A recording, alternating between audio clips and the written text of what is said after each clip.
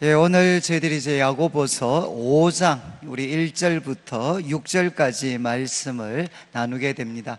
아마 이제 6월 말까지 우리가 야고보서를 이제 나누게 될 것 같은데, 이제 저희들이 몇 번 좀 변동이 있어가지고 이제 조금 그 내용을 여러분들이 한번 기억을 하시면 좋겠습니다. 우리 1장을 시작하면서 이제 야고보께서 이제 시련과 유혹을 어떻게 우리가 극복할 수 있나, 그러면서 이제 참된 경건이 무엇인가 하는 것을 이제 정의를 내렸습니다. 참된 경건은 세 가지. 이제 먼저는 혀를 제갈 물리는 것이다. 이제 3장에서 우리가 나누었고, 그리고 고아와 과부를 규칙적으로 돌아보는 것이다. 이것은 2장에서 이제 차별 대신 긍휼을 베풀어야 된다. 그리고 말만이 아니라 행함이 동반된 믿음을 가져야 된다라고 이제 또 야고보가 가르쳤습니다. 그리고 세 번째는 이제 우리가 새 속에 물들지 않는 것, 자신을 지켜 새 속에 물들지 않는 것에 대해서 이제 4장에서 교훈을 했습니다. 그래서 우리 4장 시작하면서 왜 싸우는가? 그래서 싸움의 원인은 상대방에게 있는 게 아니라 내 속에 있는 욕심에서 비롯된 것이다. 그리고 이제 여러 번 강조했던 것처럼 하나님은 누구신고 하면 더욱 큰 은혜를 주시는 분이다. 무엇보다 욕심을 통해서 얻을 수 있는 것보다, 또 싸움을 통해서 얻을 수 있는 것보다 더욱 큰 은혜를 하나님이 주신다. 그러면 우리 성도들은 어떻게 살아야 되느냐? 싸우고 싶을 때 하나님께 복종을 하고, 그리고 하나님을 가까이 하고, 이제 하나님 주 앞에 자신을 낮추게 되면, 하나님 앞에 자신을 낮추게 되면 하나님이 높여주시는 삶을 살게 된다. 이렇게 야고보께서 4장에서 교훈을 하셨습니다. 특별히 마지막 표현, 주 앞에서 낮추어라. 그리하면 너희를 높여주실 것이다. 이제 이 말씀을 좀 적용을 합니다. 적용. 특별히 교회 속에서 이 말씀을 받아서 자신을 낮추어야 될 세 부류의 사람에 대해서 야고보께서 이제 가르침을 줍니다. 그래서 첫 번째 부류는 형제를 비방하고 판단하는 사람. 그리고 두 번째는 이제 하나님이 빠진 인생의 계획을 세우고, 그 계획 때문에 지금 선을 행할 수 있음에도 불구하고 선을 행하지 않는 잘못을 범하는 사람들, 하나님 앞에 자신을 낮추어야 된다라고 교훈을 했습니다. 그리고 오늘 살피는 5장 1절부터 6절까지 말씀은 이제 세 번째 부류의 사람들, 그들에게 주는 교훈이 기록이 되어 있습니다. 그러면 하나님 앞에 자신을 낮추어야 될 세 번째 부류의 사람은 누군가 하면 바로 부한자들입니다. 부한자들, 부자들입니다. 그래서 1절 말씀에 들으라 부한자들아, 그러면서 너희에게 임할 고생, 너희에게 임할 고생으로 말미암아 울고 통곡해야 된다. 이렇게 야고보는 부자들에게 요청을 하고 있습니다. 여러분, 지금도 그렇지만 과거에 우리 부자들은 고생과는 상관이 없는 사람들이죠. 그리고 그들은 지금 웃고 있는 사람들입니다. 그런데 그들을 향해서 이제 야고보는 뭐라고 이야기하는가 하면, 너희들에게 임할 고생이 있다. 누구로부터 주어지는 고생이겠습니까? 하나님으로부터 주어지는 고생이 있다는 겁니다. 그 고생 때문에 지금 이제 울고 통곡하는 삶을 선택해야 된다, 이렇게 요청합니다. 그런데 우리 성도님들이 오해하시면 안 되는 게, 모든 부자들이 아닙니다. 우리가 앞으로 내용에서 살펴보겠지만 하나님께서 주신 돈, 하나님께서 주신 이 물질을 하나님의 의도대로 사용하지 않는, 그러니까 하나님이 주신 돈을 가지고 물질을 오용하거나 남용하는 부자들에게 지금 야고보는 경고를 하고 있습니다. 경고. 너에게 임할 고생이 있다. 그러니까 바로 지금 울고 통곡해야 된다. 우리 앞에서 4장에서 나온 표현대로 하면 이제 하나님 앞에 자신을 낮추어야 된다는 것입니다. 그러면 이유가 무엇이냐? 이제 2절부터 6절까지 말씀에는 야고보 당시의 부자들이 범했던 4가지의 잘못을 책망을 합니다. 책망. 그런데 이 4가지 책망은 우리 구약 성경부터 주어진 일관된 가르침이고, 우리가 살고 있는 이 시대에도 쉽게 발견될 수 있는 잘못입니다. 그래서 우리가 지금 한 4가지 정도의 책망을 살펴보면서 당시의 부자들은 어떤 잘못을 범했고, 그렇다면 오늘을 사는 우리들에게도 정말 예수님, 이 야고보 당시의 부자들이 범했던 잘못과 같은 이런 어떤 어려움들은 우리 속에 없는지 한번 살피는 기회가 되면 좋겠습니다. 그래서 2절과 3절을 보시면 첫 번째 이야기합니다. 너희 재물은 썩었다. 그리고 너희 옷은 좀 먹었다. 좀. 그리고 3절에 너희 금과 은은 녹이 슬었다. 여러분, 이제 재물은 영원한 줄 알았는데 재물은 썩었습니다. 그리고 또 너희 옷은 이거는 명품이고 정말 우리가 참 이렇게 큰맘 먹고 했는데 이 옷이 좀 먹어버렸습니다. 그리고 이제 금과 은은 영원한 줄 알았는데 그 금과 은에 녹이 슬었습니다. 여러분, 야고보가 지금 우리에게 가르치는 것은 무엇이죠? 우리가 그렇게 귀중하게 생각하는 이 땅의 보물은 생각보다 영원하지 못하다는 겁니다. 그것은 덧없는 것에 불과하다. 그런데 지금 이제 이 말씀은 여러분 지금 자막에 아마 이 마태복음 6장 19절 20절 말씀이 나올 텐데, 이거는 돈에 대해서, 물질에 대해서 예수님이 주신 말씀입니다. 여기 보면 너희를 위하여 보물을 땅에 쌓아두지 마라. 그러면서 이유를 설명할 때 거기는 무엇이 있다고 했죠? 좀과 동록이 있다. 동록은 바로 녹입니다. 녹. 지금 야고보가 가르친 그대로죠. 예수님께서 보물을 땅에 쌓아두지 마라. 거기에는 좀이 있고 그리고 동록이 해야 할 것이다. 그리고 또 도둑이 구멍을 뚫고 도둑질한다. 그리고 20절에는 적극적으로 말씀을 하십니다. 오직 너희를 위하여 보물을 하늘에 쌓아두어라. 하늘에. 그런데 하늘은 어떤 곳이냐? 좀이나 그리고 녹이 해하지 못하고 도둑이 구멍을 뚫지도 못하는 곳이다. 이렇게 예수님이 말씀을 하셨습니다. 그러니까 지금 예수님의 가르침의 핵심은 이 땅의 보물을 쌓게 되면 그것은 유한하고 덧없고 그리고 시간이 지나면 그 가치가 다 없어져 버리는 것이라는 거죠. 그런데 야고보도 지금 이 가르침을 그대로 우리에게 주면서 조금 강조점을 바꿉니다. 그래서 3절 후반부를 한번 보십시오. 3절 중반을 보시면 너희 금과 은은 녹이 슬었는데 이런 말씀을 합니다. 이 녹이, 지금 금과 은에 썰어 있는 이 녹이 너희에게 증거가 될 것이다. 이 녹이 증거가 될 것이다. 여러분, 금과 은은 녹이 슬지 않습니다. 그 웬만해서는 녹이 슬지 않는 그 금과 은에 녹이 슬었다. 그리고 이 녹슨 것이 너희들에게 증거가 될 것이다.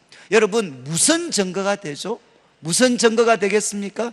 제가 그냥 단순하게 표현하면 직무유기, 바로 우리가 직무유기의 잘못을 범한 명백한 증거가 될 것이라는 겁니다. 무슨 말인가 하면 하나님께서 우리에게 금과 은을 주셨습니다. 그리고 하나님께서 우리에게 재물을 주셨을 때 하나님의 목적은 무엇인가 하면 하나님의 영광을 위해서, 다른 많은 사람들에게 유익을 위해서 이것을 사용하라고 주셨습니다.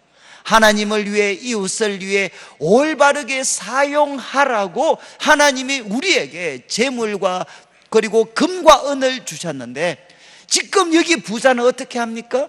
하나님의 의도대로 사용하지 않고 욕심 때문에, 그리고 이기적인 이기적인 욕망 때문에 어떻게 했느냐? 이것을 쌓아두기만 하는 잘못을 범해서 이제는 옷에는 좀이 스럽고, 그리고 또 금과 은에 녹이 슬어 있는, 그래서 하나님이 주신 이 재물을 직무유기한 명백한 증거가 될 것이다, 이렇게 야고보는 이야기합니다. 그리고 이 잘못 때문에 3절 후반부 불같이 너희 살을 먹을 것이다.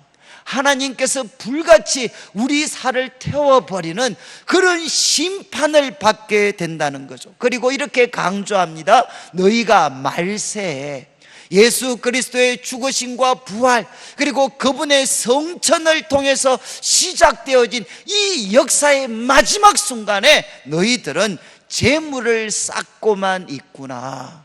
이 역사의 마지막, 그리고 가장 중요한 이 순간에 하나님이 주신 재물을 하나님의 뜻대로 사용하지 않고 쌓아두기만 하는 잘못을 너희들은 범하고 있구나, 이렇게 야고보는 책망을 합니다. 그리고 이제 4절 말씀해 보시면 두 번째 잘못을 지적합니다. 보라, 너희 밭에서 추수한 품꾼.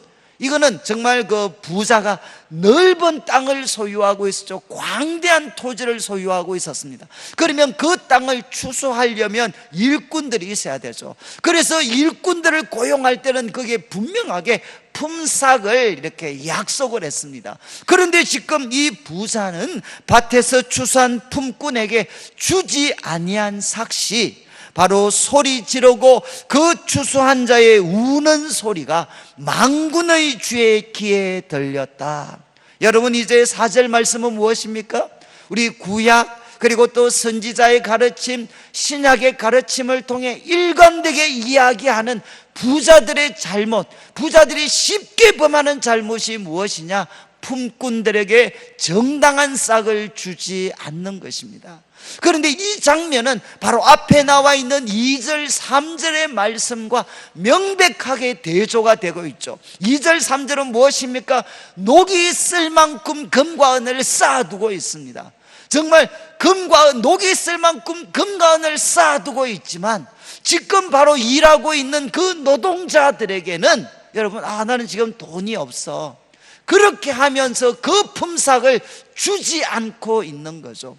여러분, 이것은 뭐라고 이야기했느냐? 그 추수한 자들의 우는 소리가 만군의 주의 귀에 들렸다. 여러분, 이건 무서운 표현입니다.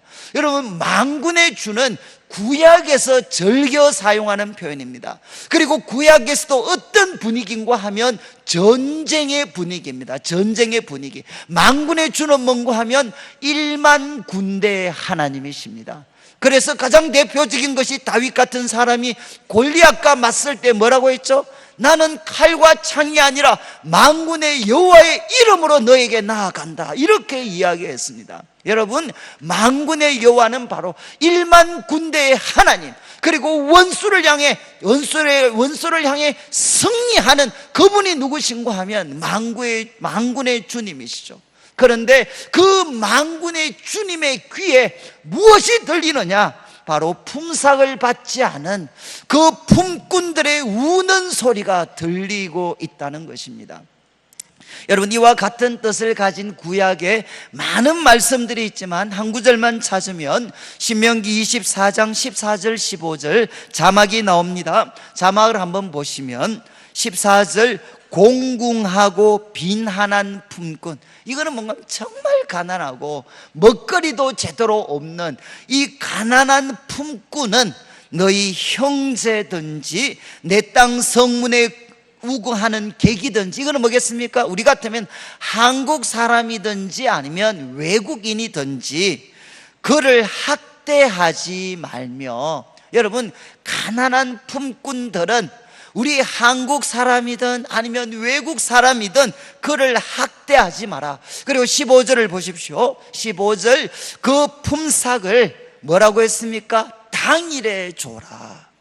그 품삯을 당일에 줘라. 당일에. 그리고 이야기합니다. 해진 후까지 미루지를 말라. 여러분, 우리 유대는, 이스라엘은 하루가 우리하고 반대입니다. 저녁부터 시작을 합니다. 저녁부터. 일반적으로 저녁 6시부터 새로운 날이 시작이 되는 거죠. 그러니까 바로 해진 후까지, 그 다음 날까지 이 품삯을 미루지 말라는 겁니다. 그리고 이유를 설명합니다. 이는 그가 가난함으로 그 품삯을 뭐라고 했습니까? 간절히 바람이라. 정말 이 사람은 가난하기 때문에 그가 일하고 얻을 그 품삯을 간절히 바라고 있다는 거죠.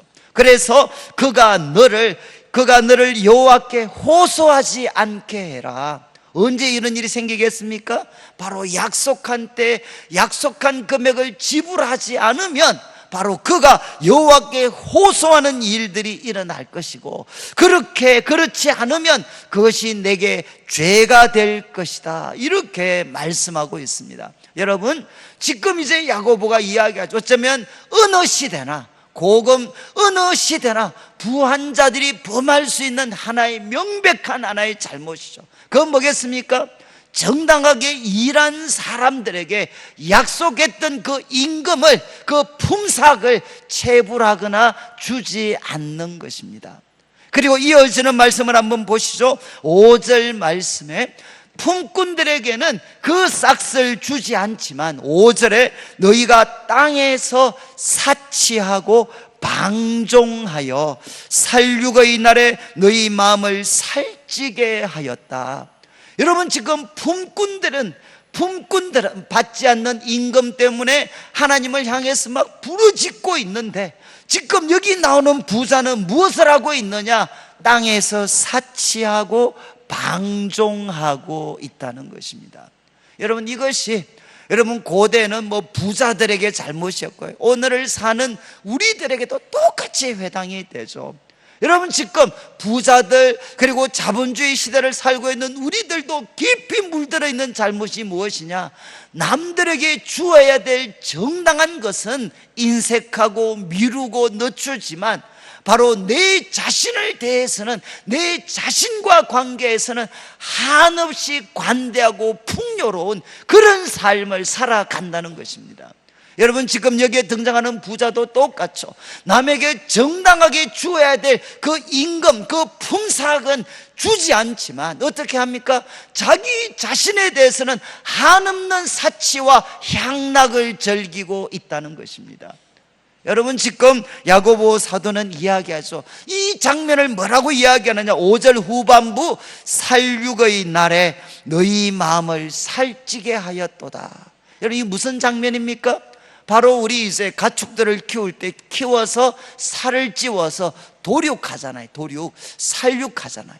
바로 그 마치 짐승이 정말 이렇게 도륙하는 나를 위해서 살 찌우는 것처럼, 지금 하나님이 주신 물질을 가지고 특별히 우리가 정당하게 지불해야 될 임금은 체불하면서도 자신을 향해 한없는 사치를 하고 있는 사람들은 살육의 날을 위하여 살찌우는 그런 짐승과 같다라고 야고보는 우리들에게 이야기를 합니다. 그리고 마지막 네 번째 잘못은 무엇입니까? 너희는 의인을 정죄하고 죽였다. 그는 너희에게 대항하지 아니하였느니라. 여러분, 이 장면은 무엇입니까? 지금 이제 부자가 힘이 있잖아요. 그러니까 의로운 사람들, 그리고 자신에게 대항하지도 않는 사람들을 정죄하고 죽여버리는 거죠. 여러분, 구약에 생생한 예가 있습니다. 엘리야 선지자 때 북쪽 이스라엘 악한 왕 아합이 있었어요. 아합. 그 악한 왕 아합이 누구의 밭을 탐내었느냐? 나봇이라는 사람의 포도밭을 탐내었습니다. 결국은 어떻게 했느냐? 그 나봇에게 거짓 누명을 씌우고 죽여버리고 그 땅을 빼앗아 버리는 거죠.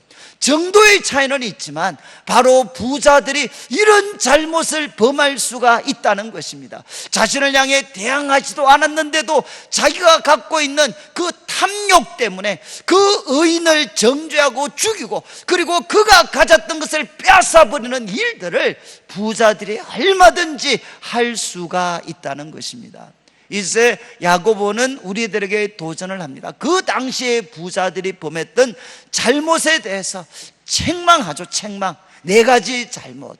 하나님이 주신 그 돈과 그 물질을 하나님의 의도대로 사용하고 흘러보내지 않고 그것을 쌓아두기만 해서 좀과 녹이 쓸게 하는 직무유기의 잘못을 범할 수 있습니다. 그리고 2번째는 무엇입니까? 그러면서도 돈은 그렇게 쌓아두면서도 품꾼들에게는 정당한 싹을 지불하지 않습니다. 그러면서도 자기 자신에게는 사치와 향락, 자신을 향해서는 한없는 사치와 향락을 자신에게 투자합니다. 그리고 마지막으로 탐욕 때문에 그 의인들이 가지고 있는 작은 것까지도 빼앗아버리는 그런 잘못들을 부자들이 할 수가 있다는 겁니다. 여러분, 이런 부의 오용과 이 남용의 자리에 서 있는 부자들은 어떻게 해야 되느냐? 바로 장차 하나님으로부터 고생이, 그리고 심판이 그들에게 주어질 것이라는 겁니다. 그러니까 어떻게 해야 되느냐? 바로 그런 삶에서 돌아서서 하나님 앞에 울며 통곡하면서 자기 자신을 하나님 앞에 낮추어야 된다는 거죠. 여러분, 이런 부자들의 모습은 우리 예수님께서도 책망을 하셨습니다. 이 말씀 쭉 들으시면서 누가 좀 생각이 나시나요? 우리 누가복음 16장, 우리 자막이 하나 나올 텐데, 누가복음 16장에 예수님께서 돈을 좋아하는 바리새인들한테 비유를 하나 드셨습니다. 무슨 비유죠? 거지 나사로와 부자의 비유를 들었습니다. 그래서 부자는 어떤 사람이었느냐? 날마다 잔치를 했습니다. 날마다 잔치. 그리고 그 집 앞에 있는 거지 나사로는 그 참 이렇게 상에서 떨어지는 음식, 그리고 몸은 병들어서 그 어떤 개들이 그 상처를 핥고 가장 비참한 삶을 살았죠. 여러분, 그 부자는 자기 집 앞에 있는 이 거지 한 사람도 돌아보지를 않았습니다. 그런데 어떤 일이 생겼습니까? 2사람이 다 이제 삶을 마치게 됐습니다. 그런데 하나님 나라에 갔을 때 죽음 이후에 운명이 바뀌게 됐습니다. 여러분, 거지 나사로는 어떻게 됐죠? 바로 아브라함 품에서 천국의 기쁨을 누리고 있었습니다. 세상의 모든 고생, 꿈에 본듯 이슬이 정말 천국의 기쁨을 누리고 있었고, 그리고 부자는 그 뜨거운 불에서 고통을 당하고 있었습니다. 그래서 아브라함한테 부탁을 합니다. 저 나사로 보내가지고 내 혀에다가 물 한 방울만 좀 죽여주십시오 라고 부탁했을 때, 지금 자막에 나온 이 말씀을 아브라함이 전해주게 됩니다. 아브라함이 뭐라고 이야기합니까? 너는 살았을 때 좋은 것을 받았고 나사로는 고난을 받았으니 이것을 기억해라. 이제 그는 여기서 위로를 받고 너는 괴로움을 받느니라. 여러분, 천국은 어떤 공동체가 될 수 있느냐? 천국은 거꾸로 된 공동체, 천국은 역전이 일어나는 공동체가 될 수 있다는 것입니다. 여러분이 이제 야고보 사도는 지금 말씀을 통해서 이 부자들을 책망을 했습니다. 그렇다면 이제 우리들에게 주어진 정당한 질문은, 그러면 우리는 어떻게 살아야 되느냐? 정말 부자들은 도대체 어떻게 살아야 되느냐? 저희들이 바울의 가르침을 이제 좀 참조를 하려고 합니다. 이제 우리 자막에 우리 디모데전서 6장의 말씀이 좀 나오게 되는데, 여러분들이 집에 가셔서 디모데전서 6장 9절부터 마지막까지는 한번 읽어보시면 좋겠습니다.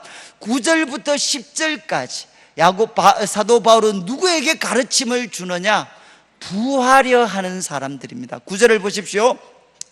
부하려 하는 사람들, 이거는 뭐죠? 부자가 되고 싶어하는 사람들, 부자가 되려고 안달이 난 사람들은 시험과 올무와 여러 가지 어리석고 해로운 욕심에 떨어진다. 곧 사람으로 파멸과 멸망에 빠지게 하는 것이다. 여러분, 우리가 부자가 되고 싶어서 안달을 내면 어떻게 되느냐? 정말 덫에 빠지기 쉽다는 겁니다. 우리를 파멸과 멸망에 빠뜨리는 유혹과 그 덫, 짐승을 잡는 그 올무에 우리가 빠지기가 너무 쉽다는 거죠. 그리고 10절을 보십시오. 10절을 보시면 돈을 사랑함이 일만 악의 뿌리가 됩니다. 성경은 명백하게 가르칩니다. 하나님께서 우리에게 두 가지를 사랑하라 그랬어요. 뭘 사랑하라고 했죠? 하나님 우리에게 주신 두 가지 큰 계명은 무엇이냐? 마음과 뜻과 힘을 다해서 하나님을 사랑하고, 둘째는 무엇입니까? 내 이웃을 내 몸과 같이 사랑하는 것입니다. 그런데 사람이 하나님과 이웃을 사랑하는 것을 저버리고 돈을 사랑하는 사람이 될 때 이것은 무엇이 되느냐? 일만악의 뿌리가 됩니다. 그리고 이것을 탐내는 사람은 미혹을 받아 믿음에서 떠나게 되고 많은 근심으로 자기를 찌르게 되는 이런 어떤 고통들을 부하려 하는 자들은 당하게 된다는 겁니다. 그리고 이제 17절부터 19절 말씀 자막이 나올 텐데 한번 보십시오. 17절에 내가 이 세대에서 부한 자들을 명하여, 여러분 여기에는 누구죠? 부하고 싶어하는 사람이 아니라 이미 부자가 된 사람입니다. 이 세대의 부한 사람들, 그들에게는 바울이 디모데에게 도전합니다. 그들에게 명령해라. 명령하는데 두 가지 그들에게 교훈을 주라는 겁니다. 첫 번째는 뭔가 하면 마음을 높이지 말고 정함이 없는 재물에 소망을 두지 말고 오직 우리에게 모든 것을 후히 주사 누리게 하시는 하나님께 두며, 첫 번째 가르침은 무엇이죠? 소망을 돈이 아니라 하나님께 둬야 된다는 겁니다. 돈은 바로 정함이 없는 재물이다. 일시적인 것이기 때문에 거기에 소망을 두지 말고 모든 것을 후히 주사 누리게 하시는 하나님께 소망을 둬야 된다는 거죠. 그리고 이제 18절에 선을 행하고 선한 사업을 많이 하고 나누어 주기를 좋아하며 너그러운 자가 되게 해라. 여러분 여기에 물질을 가지고 어떻게 해야 되느냐? 선을 행하는 사람이 되어라. 하나님의 뜻에 부합되게 하나님을 기쁘시게 하고 다른 사람들을 섬기는데 선을 행하는 사람이 되고 선한 사업을 많이 하고 나누어 주기를 좋아하고 너그러운 자가 되어야 된다. 이렇게 바울 사도는 우리에게 도전을 합니다. 여러분 참 이 말씀을 보시면 부자들은 소망을 하나님께 둬야 됩니다. 그리고 또 우리에게 주어진 물질을 가지고 하나님의 뜻에 부합되게 이제는 선을 행하고 선한 사업 많이 하고 그리고 나누어 주기를 좋아해야 된다는 거죠.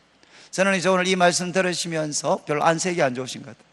제가 보니까 지금 극심한 불경기에 살아가는 것도 힘들어 죽겠는데 부자들에 대한 경고, 이거는 우리하고 상관없는 말씀인 것 같습니다.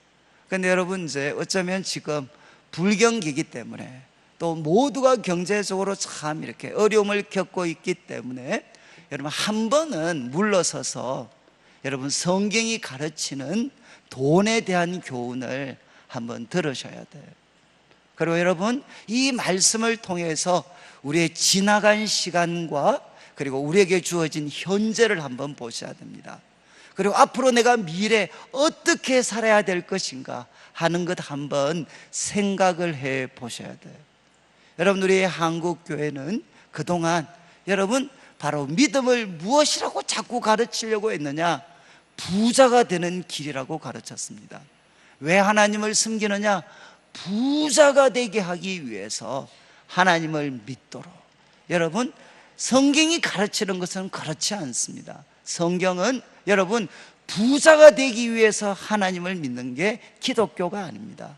우리에게 주어진 물질을 하나님의 뜻대로 사용하는, 하나님의 뜻대로 하나님의 선한 청지기가 되어서 이 물질을 가지고 하나님을 마음껏 섬기는 것, 이것이 성경의 가르침이지 부자가 되는 길이 예수님을 믿는 것이 아닙니다. 저는 이제 우리 성도님들께서 한 번 더 기억하셔야 되는 게, 여러분, 부자가 된다는 것은 무엇이죠? 한편으로는 축복이지만 한편으로는 여러분, 돈을 하나님과 이웃을 위해 쓸 수 없는 그런 자격을 갖추지 않은 사람이 부자가 된다는 것은, 그것은 재앙입니다. 재앙. 저는 이제 우리 예수님 말씀 한 구절만 더 찾고 마무리를 하겠는데, 유명한 말씀인데 마태복음 19장 23절 24절 우리 자막이 나옵니다. 여기에 예수님이 제자들에게 말씀하셨죠. 내가 진실로 너에게 이르는데 부자는 천국 들어가기 어렵다. 그리고 또 24절에 다시 말하는데, 낙타가 바늘기로 들어가는 것이 부자가 하나님 나라에 들어가는 것보다 쉽다. 이건 무슨 말씀입니까? 뭘 가르치는 거죠? 부가 가지고 있는 파괴적인 힘입니다. 하나님과의 관계에서 이 부가 가지고 있는 파괴적인 힘이 얼마나 강력한가 하면, 여러분, 이 물질, 이 부를 하나님 앞에 내려놓고 하나님과 이웃을 위해 마음껏 쓸 수 있는 사람이 된다는 것은 확률적으로 얼마만큼 어려운 거냐? 바로 낙타가 바늘기로 들어가는 것보다 더 어려운 일이 무엇인가 하면 물질을 하나님 위해서 사용하는 사람이 되는 거죠. 그만큼 하나님의 뜻에 부합되는 부자가 된다는 것은 이만큼 어려운 일입니다. 그러니까 이제 저희들이 25절에 제자들이 뭐라고 했느냐? 그러면 예수님, 누가 천국에 갈 수 있습니까? 라고 질문했을 때 자막이 26절이 나옵니다. 예수님께서 뭐라고 대답하셨느냐? 유명한 말씀입니다. 사람으로는 할 수 없으나 It is impossible with man. 사람으로는 it is impossible, 불가능합니다. 그러나 but it is possible with God. 하나님을 통해서는 바로 이것이 이루어질 수가 있습니다. 여러분, 우리가 예수님을 믿고 성령의 충만함을 받을 때 일어날 수 있는 가장 놀라운 사건은 무엇이냐? 바로 부를 통제할 수 있는 사람이 되는 것입니다. 하나님을 기쁘시게 할 수 있는 거룩한 부자들, 그 거룩한 부자들로 누구의 도우심을 통해서만 세워질 수 있느냐? 하나님의 도우심을 통해서는 세워질 수가 있습니다. 저는 이제 우리 앞으로 한국교회 그리고 한국 사회의 미래를 저는 결정하는 변수 중에 하나는 이거라고 생각을 해요. 과연 이 시대 한국교회와 한국 사회 속에 하나님이 주신 이 물질을 하나님의 영광과 이웃들의 유익을 위해서 아낌없이 쓸 수 있는 거룩한 부자들이 일어날 수 있을 것인가 없을 것인가? 저는 이것이 한국교회와 한국사회의 미래를 저는 결정짓는 변수라고 생각을 합니다. 저는 여러분, 이제 우리 성도님들께서 정말 이렇게 우리 성도님들께서 지금 정말 불경기시죠. 저도 요즘에 우리 성도님들을 위해서 요즘 기도하는 제목이 하나 있어요. 그게 뭔가 하면, 하나님, 우리 성도님들에게 바로 고센 땅의 축복을 허락해 주십시오. 여러분, 고센 땅 아시죠? 바로 그 애굽의 10가지 재앙으로 하나님이 막 심판하실 때 이스라엘 백성들이 있었던 그 고센 땅에는 하나님이 심판하지 않으셨어요. 그 재앙이 주어지지 않도록 했습니다. 저도 이제 하나님이 이 극심한 불경기를 살아가고 있는데, 하나님, 우리 성도님들의 가정과 일터 위에 하나님 고센 땅의 축복을 허락하셔서 이 위험을 벗어날 수 있는 길과 지혜와 능력을 하나님, 우리 성도님들에게 허락해 주십시오. 저는 그래서 정말 우리 성도님들이 하나님의 뜻과 방법대로 정말 거룩한 부자들이 되시기를 원합니다. 그런데 그 거룩한 부자가 되어서 어떻게 살아야 되느냐? 거룩한 부자가 되었지만 그 다음부터는 나밖에 모르는 사람이 되는 것이 아니라 하나님과 이웃을 위해서 마음껏 쓸 수 있는, 이거는 여러분 헌금 많이 하라는 게 아닙니다. 오늘 말씀 뭐라고 했습니까? 우리 일터에 정말 일하는 사람들에게 정당한 대우를 해주게 되고, 그리고 내 자신에 대해서는 아끼지만 정말 사람들, 가난하고 힘든 사람들에게는 나누어주고, 그리고 그들을 섬기는 데는 관대할 수 있는 그런 사람들이 되는 거죠. 저는 우리 성도님 참 이렇게 거룩한 부자들이 되셨으면 좋겠어요. 제가 이제 교회를 요즘, 제 교회는 그런 문제가 별로 없는데, 제가 부흥회를 가면, 부흥회를 이렇게 좀 가보면은요, 제가 우리 앉아 계신 성도님들을 보시면 한편으로 은혜를 사모하시는 마음이 있는데, 한편으로 어떤 마음이 느껴지나, 이런 마음이 느껴져요. 우리 목사님이 어떤 말씀을 해도 내가 은혜 받으면 안 돼, 이런 어떤 단호한 결심. 근데 왜 그런 결심을 하느냐? 내가 은혜 받으면, 정신 안 차려가 정신 잠깐 이렇게 딴짓 하다가 은혜 받으면 이분들 마음에 무슨 생각을 하느냐? 내가 돈이 뜯긴다, 돈이. 그러니까 내 주머니 지키려고 그러면 악착같이 내가 은혜 받으면 안 돼. 여러분, 지금 우리 한국교회 성도님들은 이거 다 저희들 잘못입니다. 저희들 잘못. 우리 한국교회 성도님들은, 여러분 아마 전 세계에 한국교회 성도님들만큼 물질적으로 많이 헌신하신 분이 없습니다. 정말 우리 한국교회 성도는 이걸 어쩌면 전무후무할 정도로 하나님 앞에 우리가 갖고 있는 것 다 드렸어요, 다. 그런데 교회 지도자들이 관리를 잘못했습니다. 여러분, 성도들이 그렇게 힘을 다해 헌신하면서도 죄송한 말씀이지만 교회를 믿지 않습니다. 이 물질을 정말 하나님과 이웃을 위해서 마음껏 흘러보내는 그 일을 교회와 지도자들이 할 것이다 라는 그런 신뢰와 그런 믿음이 너무 희박해졌습니다. 저는 이제 우리 교회가, 모르겠습니다, 저는 우리 교회가 먼저 우리 성도님들이 정말 피땀 흘려서 드리신 이 헌신이 하나님의 영광과 이웃들의 유익을 위해서 사용되어지는데 정말 마음껏 흘러들어갈 수 있는 그런 교회가 되고, 그리고 그런 교회의 모습들을 보면서 하나님께서 큰 은혜를 베풀어 주셔서 우리 성도님들의 삶에도 거룩한 부자가 되고, 그리고 주님이 주신 이 거룩한 부를 가지고 이 시대를 살려낼 수 있는 하나님의 영광과, 그리고 다른 사람들의 유익을 위해서 아낌없이 사용하여서 자본주의도 공산주의도 어떤 이데올로기도 따라올 수 없는 하나님의 놀라운 세상이 있습니다. 사랑이 넘치고 거기에는 창조적인 그런 기쁨이 넘치고, 그렇지만 거기에는 핍절한 사람이 없고 나눔이 있고 섬김이 있고, 여러분 그런 복들을 우리 성도님들이 받고, 그런 복들을 이 세상 가운데 흘러보내야만 어떻게 되겠습니까? 한국 사회와 한국 교회가 다시금 희망을 가질 수가 있습니다. 저는 우리 성도님들 고통의 때지만, 어려움의 때지만, 여러분 이런 때 더 열심히 하나님 앞에 기도하셔서 하나님의 능력을 받으셔야 돼. 하나님의 지혜를 받으셔야 돼. 그 가운데 이 위기를 새로운 기회로 바꾸어서 거룩한 부자가 될 때, 그때 이 주님이 주신 부를 가지고 하나님과 이웃을 위해 아낌없이 쓰실 수 있는 성도들 되시기를 주님의 이름으로 축원합니다.